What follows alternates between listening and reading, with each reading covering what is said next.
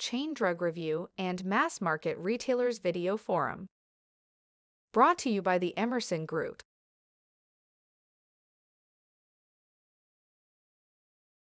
Hello, everyone. My name is Jeffrey Wolt, Editor-in-Chief of Chain Drug Review and Mass Market Retailers. Welcome to our video forum. Today, we're pleased to welcome back our friend Joe Bivona, who is Executive Director of the Academy of Food Marketing at St. Joseph's University. Joe, great to have you with us. And thank you for having me and our university on this call. We had you on earlier talking about the great work you do to support students and develop the next generation of talent in the food marketing space, and really a little bit beyond that as well, which we can get into. But maybe you could just begin by reminding everyone what the food marketing program at SJU is all about. Our program was started about 63 years ago. I believe it's one of the oldest food marketing programs in the United States, which makes it so unique because we do have, and I think we're the only university that gives food marketing, that offers food marketing, that has undergraduate food marketing, EMBA in food marketing, an MBA in food marketing, and a master's in food marketing. So we basically go from point A to point Z when it comes to food marketing. And what happens in most universities is the faculty does a great job in preparing them when it comes to the academic side. You have career services that kind of helps them, but they got to help the bio major and the finance major and whatever. But that student is basically left on her or his own to try to find that career. Well, what makes our food marketing major or program so different is that we do one thing and one thing only. We have the faculty that teaches them on the academic side, but then you have a whole department, which is the food marketing department, and I work for the Academy of Food Marketing, and our only purpose on this earth is to help find that student a career, not a job, a career. You do that from the beginning, right? You have internship and co-op programs that distinguish you. Right from the beginning. The minute they come to school, we start with them as a freshman. And our job is to basically get them on that track right away. So how do we do it?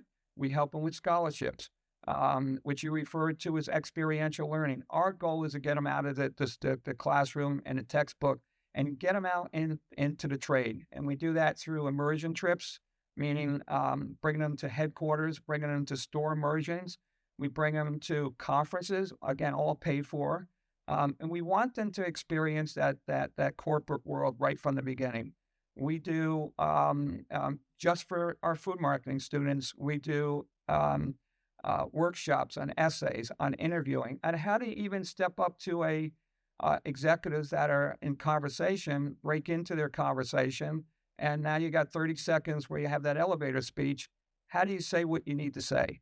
So what we do, again, is we prepare them to be career ready, not only for the companies that they're going to work for, because they basically worked for them, but also from the industry. Just think about what we hear. These kids are not married to a company. They spend 6 months or a year and then they want to get out.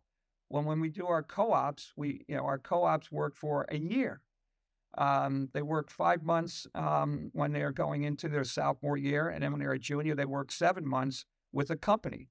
So it's not their first rodeo. And the other thing that the co-ops do that we help them with is basically helps the industry or make basically a company. When it comes to onboarding, it reduces their onboarding cost. And on top of that, like I mentioned, these students stay longer because it's not their first rodeo. Joe, maybe you could talk a little bit about the Academy specifically and your role not only as a fundraiser to support the students, but as a liaison to the retail industry. We are that connector from industry to company to basically student. We are on the phone daily. Our co-op director is on the phone constantly with companies, stemming from Colgate all the way through Kellogg's. Again, not keeping it towards food marketing. We're on the phone constantly about, our co-op program. And then when you think too, And somebody called it, I think this morning I got an email talking about the talent war.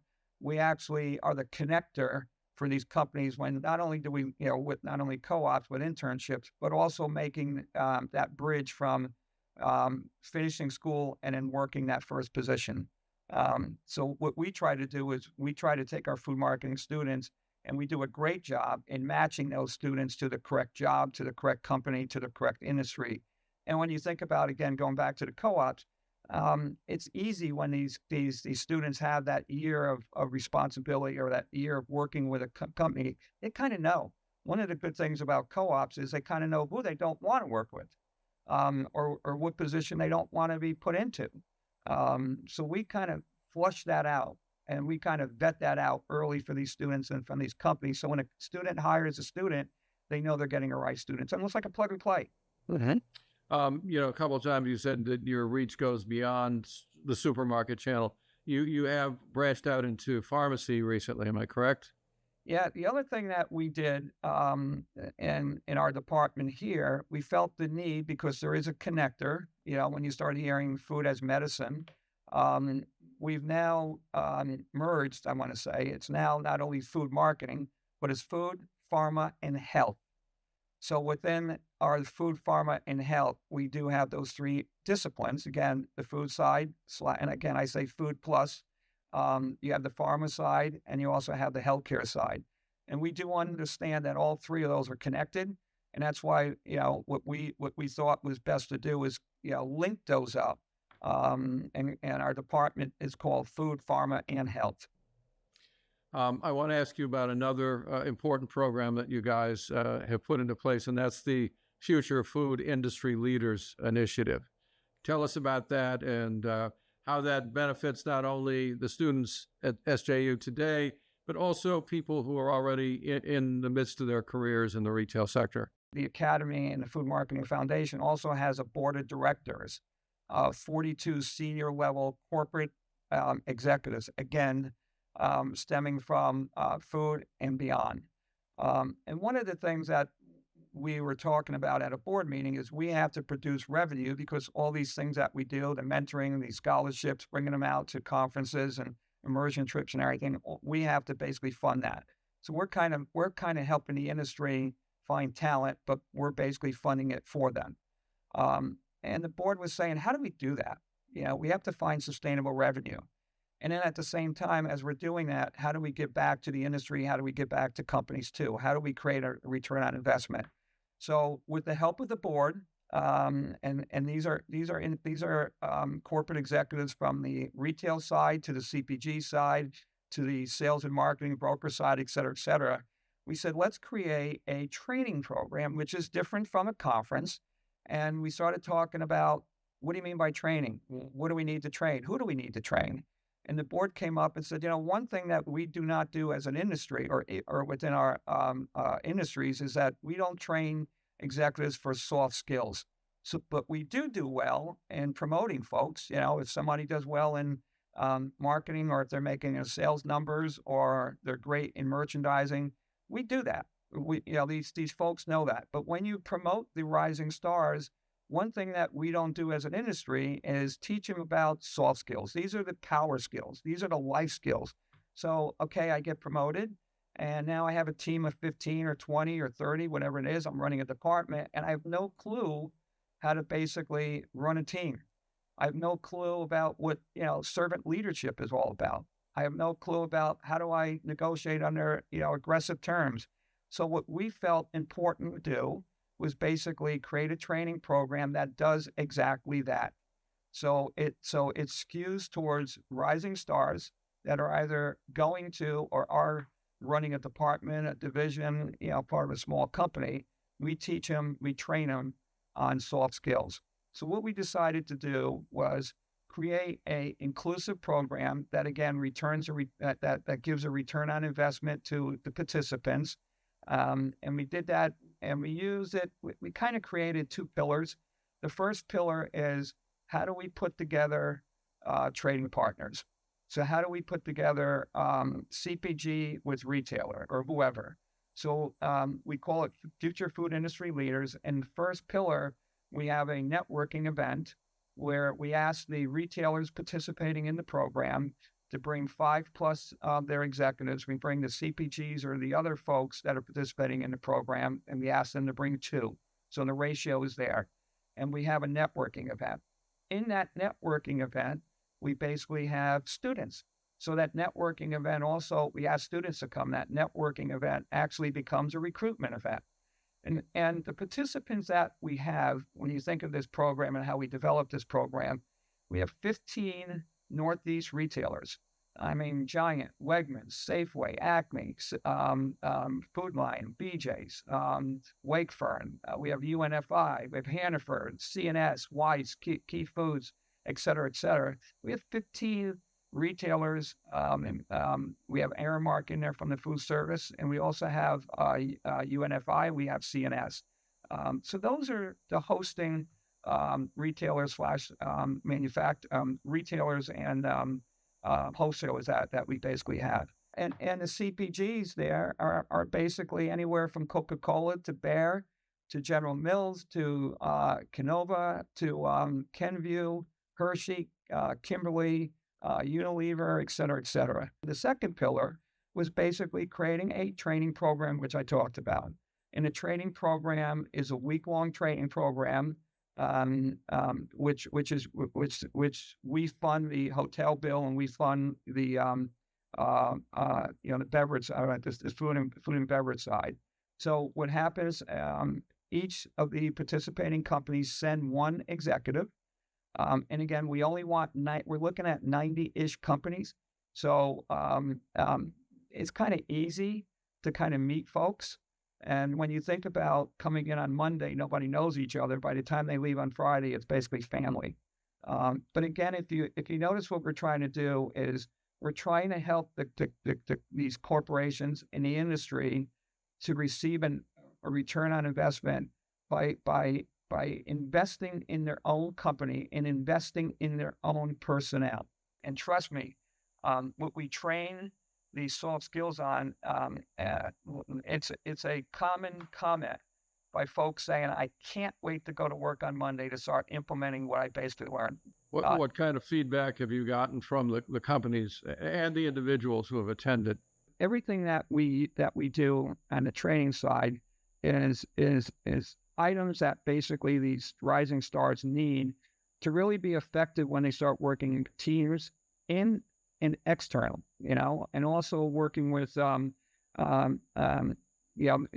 corporations basically from a C-level about how do you start bringing these rising stars further up the road. And when you look at the networking event, when the ratio is, when you have 5, 6, 7 executives from one of these 15 companies, and you only have 2 CPG side, man, you got a lot of opportunity to talk to these folks. And then on top of that, you throw in the recruiting side, because some of these companies will bring in a talent manager. Then you got the opportunity of basically seeing the rising stars from within a student base. And then these students are bringing in resumes. And I'm telling you, a lot of these companies walk out with resumes, and they start with interviewing as soon as they get out of the networking event. One of the things that we've also found, it was so important to some of these companies, there's companies like Stop and Shop that offers a training event to their category manager of the year. We see companies now, when they have an MBO of basically, adult education, extending their adult education, they're using our training event to kind of, check the box on that also. We're seeing companies now that are actually asking us, especially for the training event, to can we bring more in? You're asking one, and what we do for a cost, because we have to pay for that. So we actually say, look, we'll reduce the cost of this, but if you're going to bring 2 or 3 people to the training event, it's going to cost you X more. But they're willing to do it because they see the value of training these rising stars. Joe, how would a company that wants to get involved in the program do that? So what we do, the cost of the program is $15,000, and that incorporates everything from soup to nuts. And we also tell these companies that we deal with, we're only going to ask. There's a one-time ask, and it's $15,000, which gives you the networking event, which gives you the recruiting event, and which gives you the week-long training event. And a week-long training event is done right outside of Philadelphia, and it's at a conference center, so it's all there. Everything that we need to do is there. So basically, you can get a hold of me, and my email is jbivona, B as in Bravo, IVONA @SJU.edu. It's that simple. Our retail community has been helpful in working with us with FFIL, but Key Food and Weiss has been two of the companies from the beginning that has really helped spearhead this program and make it successful. George Knobloch has been absolutely tremendous in spearheading this for Key Foods, as well as Kurt Schertl from Weiss. But again, everybody from these retailers have pitched in. And if it wasn't for the retailers, we could not make this program successful. And we're in our 3rd+ year on this thing, and people are actually signing up now. We're halfway through that 90 limit, and we just started to start sending information out for the 3rd session of FFIL. Joe, final question for you. Looking at a future initiative, I know you're working with Campbell's on a collaboration center at SJU. Can you tell us what that is and what it will do for students and faculty? Yeah, Campbell's has been a good partner with us. Basically, they're a big partner in FFIL also. But what we did, again, we're trying to create that best student, and we do it through our faculty, and we do it through the Food Marketing Academy. But one of the things that we wanted to do is we wanted to create a collaboration center that we can bring students in, and like a special area within St. Joseph's University, and we called it the Campbell's Collaboration Center. So they are working with us. They're helping fund this, a ground-up location within our library on campus, and this area is going to be used for basically lecture series. It's going to be used for meetings with families and students. It's also going to be used for bringing in special guests or faculty to basically teach our students on category management or SKU rationalization. I mean, it's going to be tricked out with all the high-tech platforms that we can afford at this particular point.